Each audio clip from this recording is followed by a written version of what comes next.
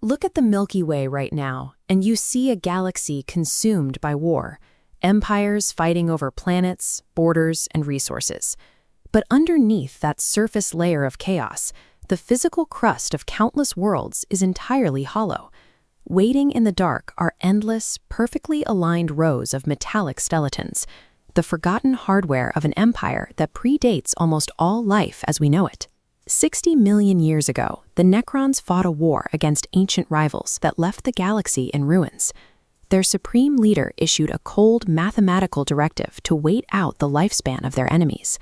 They built massive stasis tombs deep underground, calculating that 60 million years of hibernation would ensure their rivals had simply evolved into extinction.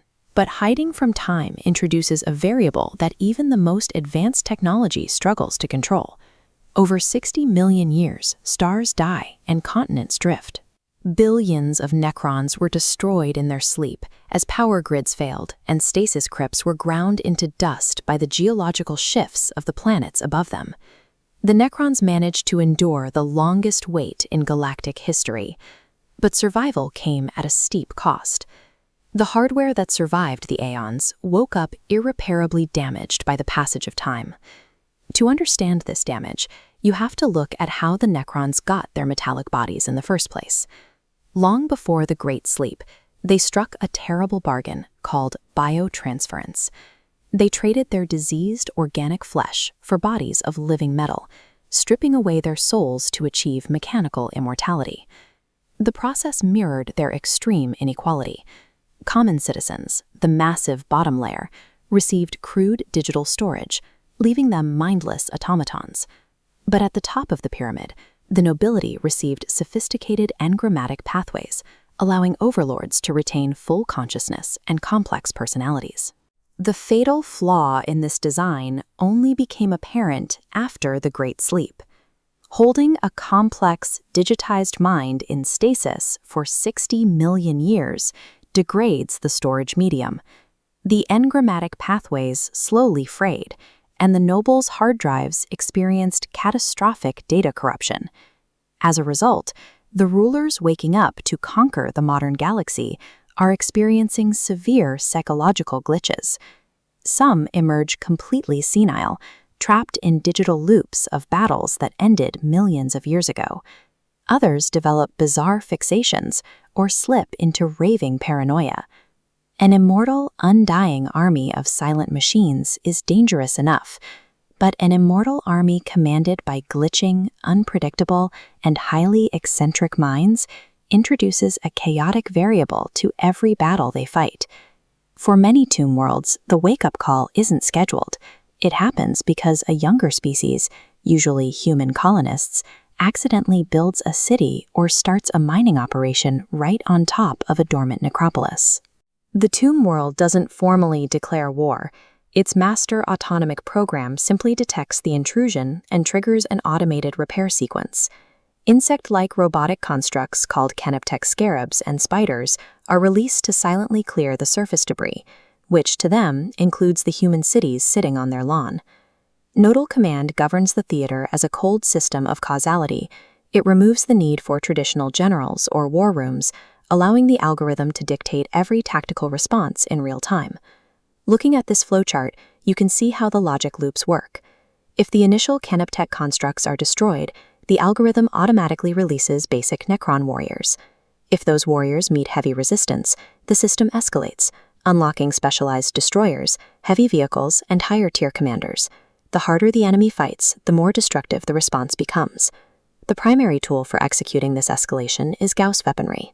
Instead of relying on explosive kinetic force, Gauss flares are designed to mathematically dismantle a target.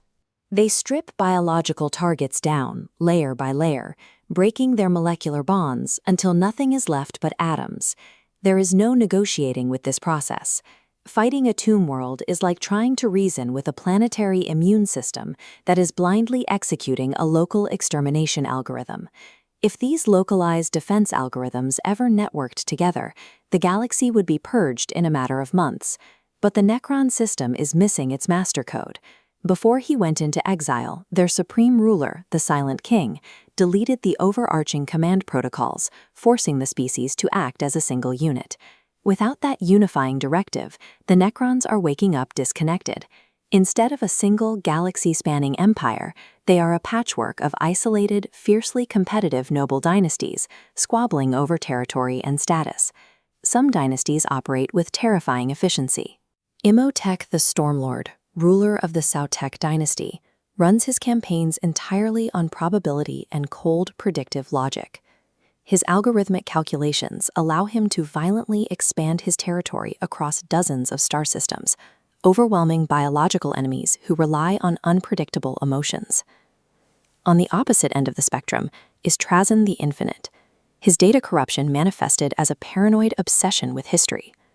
Trazyn frequently abandons military strategy entirely, using his legions to steal artifacts, kidnapping key rival leaders, and freezing enemy armies in stasis just to populate his subterranean museum.